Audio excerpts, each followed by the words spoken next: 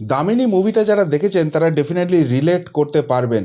যখন আইনজীবী হিসেবে অমরেশ পুরী বুঝছেন যে আর পারবো না, আমার মক্কেলের হার একদম নিশ্চিত, তখন বুকে হাত দিয়ে করে একটা অভিনয় করলেন এবং বললেন আমার শরীর হঠাৎ করে প্রচণ্ড খারাপ হয়ে গেছে মেলর্ড, পরের দিনটা দিয়ে দিন, তারিখ পে তারিখ, তারিখ পে তারিখ। আজকে মহামান্য সুপ্রিম কোর্টে ঠিক সেটারই যেন একটা রিপিট টেলিকাস্ট হলো। না, ওরকম অমরেশ পুরীর মতো বুকে হাত দিয়ে নাটক করেননি। মহামান্য সুপ্রিম কোর্টই এলেন না, মমতা বন্দ্যোপাধ্যায়ের আইনজীবী কপিল সিব্বল। আজকে যখন এজলাস বসেছে তখন তার এক জুনিয়রকে দিয়ে তিনি বলে পাঠালেন তিনি হঠাৎ করেই প্রচণ্ড প্রচণ্ড অসুস্থ হয়ে পড়েছেন, এতটাই অসুস্থ হয়ে পড়েছেন যে তিনি মহামান্য সুপ্রিম কোর্টে আসতে পারছেন না। ফলে আজকের গুরুত্বপূর্ণ ইডি মামলা, যেখানে মমতা বন্দ্যোপাধ্যায়ের বিরুদ্ধে সশস্ত্র বাহিনী নিয়ে গিয়ে ফাইল ডাকাতির অভিযোগ নিয়ে এসেছে ইডি, সেই মামলার শুনানি যেন পিছিয়ে দেওয়া হয়। এবং সেই জায়গা থেকে যারা বিপক্ষ শিবির ছিলেন, অর্থাৎ ইডির তরফ থেকে, ভারত সরকারের তরফ থেকে যে আইনজীবীরা ছিলেন, তারাও একটু মুচকি হাসলেন, হেসে বুঝতে পারলেন যে ঠিক কতখানি ব্যাকফুটে চলে গেছেন মমতা বন্দ্যোপাধ্যায়ের শিবির, এবং তারাও বুঝতে পারছেন যে এই মামলার ফলাফল কী হবে। আর তাই তারা বললেন যে ঠিক আছে, যখন অসুস্থতার মতো এত গুরুতর ব্যাপার ঘটেছে তখন সেখানে তো বাধা দেওয়ার কোনো ব্যাপার নেই, প্রতিবাদের কোনো ব্যাপার নেই, দিন পরবর্তী সময় আমরা সেখানেই আসবো, সেখানেই লড়াই করব। আসলে তারা বলতে চাইলেন যে জাল থেকে পালাতে চাইছো বাপু, পুকুর থেকে তো আর পালাতে পারবে না। এই মামলার ভবিষ্যৎ কি তোমাদের এই পলায়নী মনোবৃত্তি থেকেই কিন্তু স্পষ্ট হয়ে যাচ্ছে। আর তাই আজকে সুপ্রিম কোর্টে ইডি মামলার শুনানিটা হলোই না, আগামী 18ই ফেব্রুয়ারি সেই মামলার ডেট দেওয়া হলো। কিন্তু একটা জিনিস ভালো করে দেখুন, যেদিনই এই মামলার শুনানির সময় আসছে তখনই এই মামলাটাকে ঘেঁটে দেওয়া, পিছিয়ে দেওয়া, এই চেষ্টাটা আপ্রাণভাবে মমতা বন্দ্যোপাধ্যায়ের শিবির থেকে হয়ে যাচ্ছে। কেন? আগের দিন যখন হিয়ারিং হচ্ছিল ঠিক তার আগের দিন একটা হলফনামা জমা দেওয়া হলো একদম শেষ মুহূর্তে, যাতে ইডি বা ভারত সরকারের তরফ থেকে যে আইনজীবীরা আছেন, কেন্দ্রের সলিসিটর জেনারেল রয়েছেন, তারা সেই হলফনামাটা কিছু পড়তেই পারবেন না, আর সেখানে কিছু কথা ঢুকিয়ে দিয়ে যুক্তি জালে মমতা বন্দ্যোপাধ্যায়কে এখান থেকে বার করে নিয়ে আসা হবে।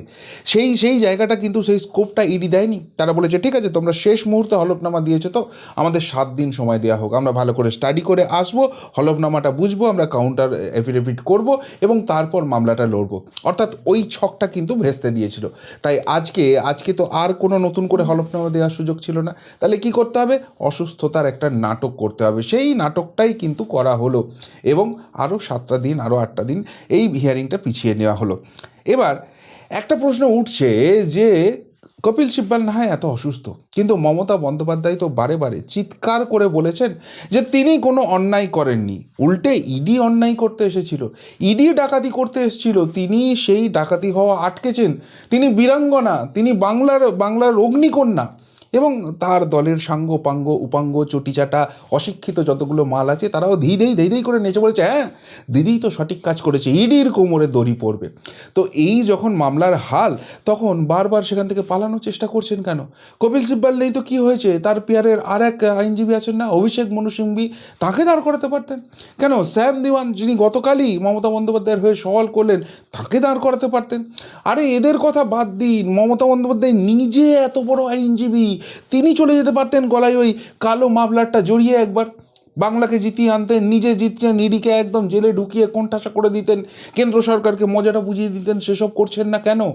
আসলে তিনিও খুব ভালো করে বুঝে গেছেন নিজের দলের কিছু অশিক্ষিত চামচাকে উত্তেজিত করা, তাদেরকে ভুল বোঝানো আর মহামান্য সুপ্রিম কোর্টের সামনে গিয়ে প্রুফ করা, সেই জায়গাটা দুটো এক নয়। এবং সেই জায়গা থেকে তিনি যে কাজটা করেছেন সেটা অন্যায়, এবং ইডি যে অভিযোগটা নিয়ে এসেছে ডাকাতি, সশস্ত্র বাহিনী নিয়ে গিয়ে ডাকাতি, সরকারি কাজে বাধা দেওয়া এবং সরকারি সম্পত্তি ছিনিয়ে নেওয়া, এই যে ভয়ঙ্কর অভিযোগগুলো আছে, 17টা ধারায় যে মামলা হয়েছে, সেখান থেকে নিষ্কৃতি পাওয়ার কোনো জায়গা নেই।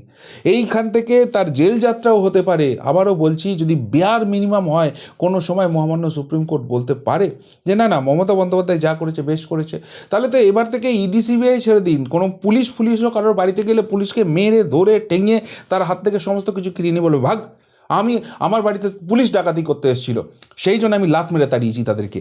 এই যে অরাজকতাটা গোটা দেশে শুরু হয়ে যাবে, সেই প্রেসিডেন্স কি মহামান্য সুপ্রিম কোর্ট করতে পারে?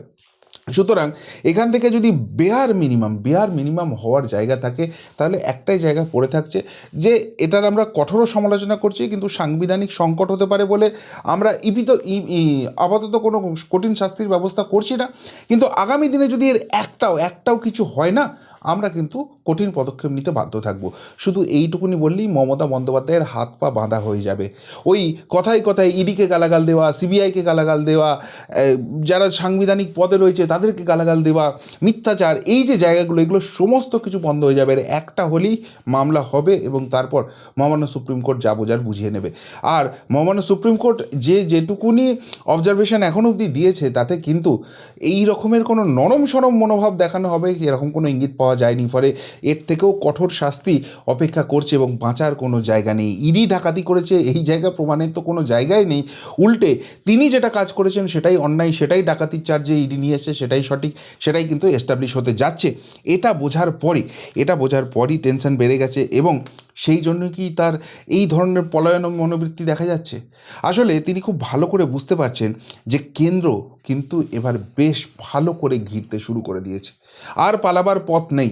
ওই যতই নিজের বি টিম, সি টিম, ইন্ডি জোটের পিন্ডি সঙ্গীদের দিয়ে বিজেবুল সেটিং করে নাচানো হোক না কেন, আলটিমেটলি যে অ্যাকশানগুলো এবার হতে চলেছে, যে পরপর জিনিসগুলো আসছে কিউয়ে আছে, তিনি খুব ভালো করে আইবি রিপোর্ট অনুযায়ী বুঝতে পারছেন যে এখান থেকে আর পালাবার কোনো জায়গা নেই। এমনিতেই দুর্নীতি কাণ্ডে কোণঠাসা হয়ে গেছেন, এমনিতেই গোটা রাজ্যে একটা ভয়ঙ্কর অ্যান্টি ইনকামবেন্সি তৈরি হয়ে গেছে, নারী সুরক্ষা নিয়ে প্রশ্ন উঠে গেছে, মালদা মুর্শিদাবাদ চোখে আঙুল দিয়ে দেখিয়ে দিয়েছে যে এই রাজ্যে হিন্দুদের কি করুণ অবস্থা হয়েছে এবং 26-এর পর আরও কি ভয়ঙ্কর পরিস্থিতি হতে পারে।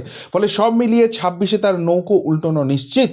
এর মাঝখানে একটাই কাঁটার মতো খচখচ করছে, সেটা হচ্ছে কোনো অ্যাকশান হচ্ছে না। কেন অ্যাকশান হচ্ছে না? হয়তো আপনারা যে বড় রাঘব বোয়ালটাকে দেখতে চাইছেন সেটা তিহারের মাটিতে গড়াগড়ি দিচ্ছে না, কিন্তু অ্যাকশান হচ্ছে। যেমন একটা ভয়ঙ্কর বিল এবার কেন্দ্র নিয়ে আসতে চলেছে, আইন চেঞ্জ হতে চলেছে। আয়কর এবং ইডি, যে ইনকাম ট্যাক্স ডিপার্টমেন্ট রয়েছে, তার সঙ্গে কিন্তু ইডিকে এবার মিশিয়ে দেওয়া হবে এবং সেই জায়গা থেকে একটা নতুন সুপার ইকোনমিক ইনভেস্টিগেশন বডি তৈরি করা হবে, সেরকম ভাবনা চিন্তায় রয়েছে। কেননা আপনারা জানেন যে এই যে ইনকাম ট্যাক্স ডিপার্টমেন্ট রয়েছে, তারা ট্যাক্স ফাঁকি এইসব ভুয়ো ইনভয়েস এই জায়গাগুলো দেখে।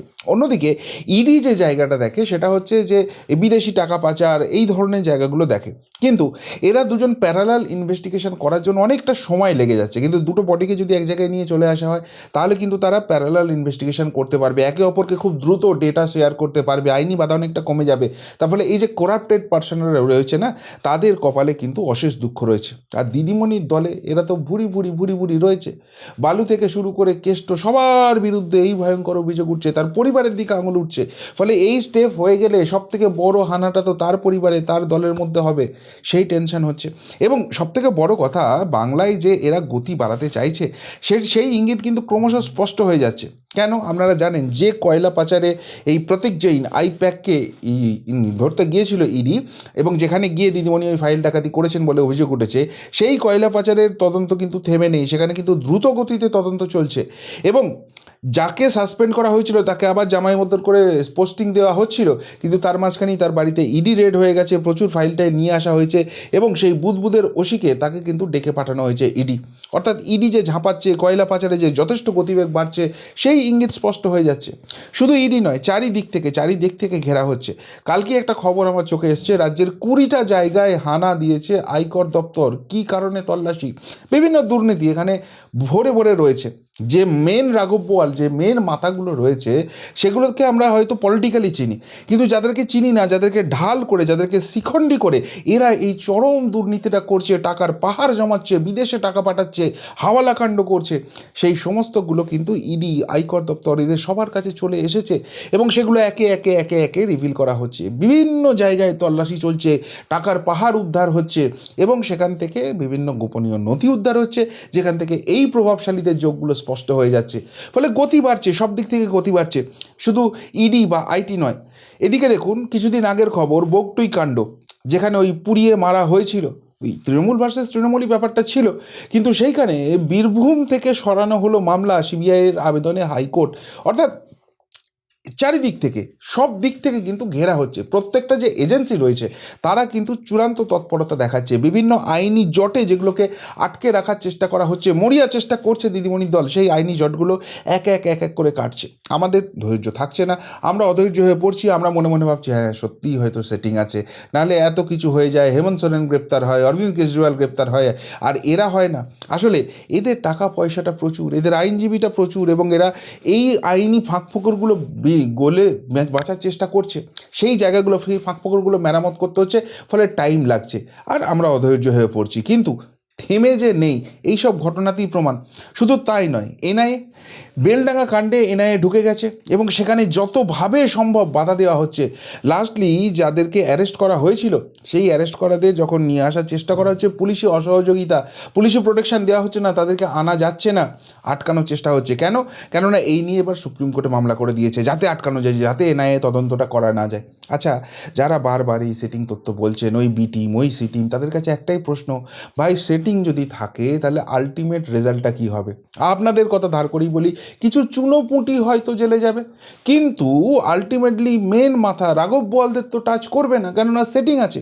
কিন্তু তা সত্ত্বেও তাহলে এত বাধা কেন দেওয়া হচ্ছে? এইভাবে আটকানোর মরিয়া প্রয়াস কেন করা হচ্ছে? তার কারণ একটাই হচ্ছে, ওই সেটিং যতই হোক, হিটিং ব্যাটিংটা শুরু হয়ে গেছে, এবং সেখান থেকে যে বাঁচার জায়গাটা নেই সেটা ক্রমশ দিদিমণির কাছেই স্পষ্ট হয়ে যাচ্ছে। আসলে এর একটা বড় কারণ হচ্ছে, আপনারা জানেন যে কিছুদিন আগে রাহুল নবীনজি, যিনি ইডির প্রধান কর্তা, তিনি কলকাতায় এসেছিলেন, এবং তার আগেই জল্পনা রটে গিয়েছিল ইডির অন্তত 200 জন আধিকারিক ঢুকে গেছে কলকাতাতে, তারা বিভিন্ন জায়গায় রয়েছে, এখানে বড় কিছু অ্যাকশন হতে চলেছে। এবং তারপরে রাহুল নবীনজি এলেন এবং দুদিনের মধ্যে বৈঠক করে তিনি তড়িঘড়ি বেরিয়ে গেলেন। তিনি দায়িত্ব নেওয়ার পর প্রথমবার এই রকমের কলকাতা সফর, এবং সেখানে কয়লা পাচার, বিশেষ করে আইপ্যাক কাণ্ড নিয়ে একটা বিশেষ তদন্ত টিম তৈরি করা, সেই সমস্ত কিছু ইনস্ট্রাকশন দেওয়া গেছে। অর্থাৎ সব দিক থেকে যেটা বোঝা যাচ্ছে, একটা ছবি স্পষ্ট হয়ে যাচ্ছে যত সময় গড়াচ্ছে, যে এদের পাপের ঘরা পূর্ণ হয়েছে, এবং সেই পাপের ঘরা পূর্ণ হওয়ার ফলে আমাদের যেরকম ধৈর্যের বাঁধ ভেঙে গেছে, এই আইনি জটিলতা পেরিয়ে যারা এই লড়াইটা করছেন তাদেরও ধৈর্যের বাঁধ ভেঙে গেছে। তারাও চাইছেন একটা এক্সাম্পল সেট করতে, যে দাগটা তাদের গায়ে লাগছে এদের এই সবের জন্য, বাঁচার মরিয়া প্রয়াসের জন্য, সেইটাকে হটিয়ে দিয়ে একটা সুষ্ঠু সমাধান, একটা সুষ্ঠু যেটা মানুষ দেখতে চাইছে সেই জায়গাটাকে নিয়ে আসা। এবং সেইটা হতেই দিল্লিতে গিয়েছিলেন না দিদিমণি, সেখানে গিয়ে তিনি বুঝে গেছেন কত ধানে কত চাল। সেখানে গিয়ে হাওয়াটা বুঝে এসেছেন, দিল্লি পুলিশই অনেকটা বুঝিয়ে দিয়েছে যে এই সব করে আর বাঁচার কোনো জায়গা নেই, এই সব করে আর কোনো রকম কোনো প্রোপাগান্ডা তৈরি করার জায়গা নেই। তাই মহামান্য সুপ্রিম কোর্টে যদি এটা নিয়ে শুনানি হয়, তাহলে বাঁচার জায়গা থাকবে না, বড় না বড় কিছু খেসারত দিতেই হবে। তাই এই ধরনের নাটক করে, আইনজীবী অসুস্থতা, এই সব কিছু ভাঁওতাবাজি সামনে নিয়ে এসে যদি বাঁচা যায়, সেই চেষ্টাটাই কি করছেন আজকে সারা দেশ জুড়ে কিন্তু সেই আলোচনাটাই শুরু হচ্ছে। তার কারণ হচ্ছে, তিনি যেভাবে গলায় কালো মাফলার জড়িয়ে গিয়ে হম্বিতম্বি করেছিলেন, যেভাবে ইডির ফাইল ছিনতাই করে নিয়ে আসার পর হুঙ্কার ছেড়েছিলেন যে ইডিই অন্যায় করছে, ইডিকেই কোমরে দড়ি পরাবো, সেই জায়গা থেকে যেদিনই শুনানি হচ্ছে তার আগের দিন বা সেই দিনকে গিয়ে কিছু একটা করে মামলাটাকে ঘেঁটে দেওয়া, মামলাটাকে পিছিয়ে দেওয়ার যে ব্যবস্থা করছেন, এই মরিয়া প্রয়াসটাই কিন্তু অনেক প্রশ্নচিহ্ন তুলে দিচ্ছে। কি বলবেন এই নিয়ে? যদি কিছু বলার থেকে অবশ্যই কমেন্ট বক্সে কমেন্ট করে জানাবেন। এমনকার মতো এখানেই শেষ করলাম, ফেরত আসি নতুন প্রতিবেদন নিয়ে খুব তাড়াতাড়ি। ভালো থাকবেন, সাথে থাকবেন, পাশে থাকবেন। নমস্কার।